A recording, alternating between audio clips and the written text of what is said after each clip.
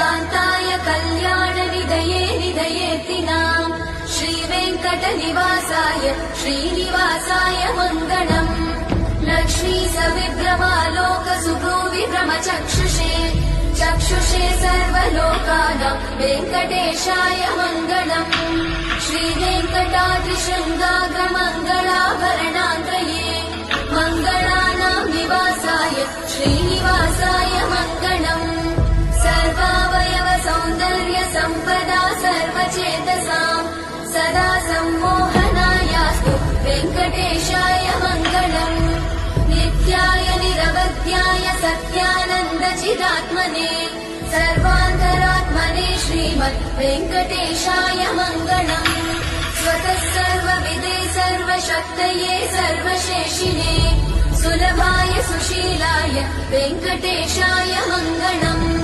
परस्मै ब्रह्मणे पूर्णकामाय परमात्मने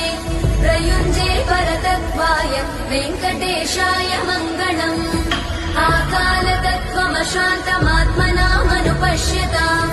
अतृप्यमृतरूपाय वेङ्कटेशाय मङ्गलम् प्रायस्वचरणौ पुंसां शरण्य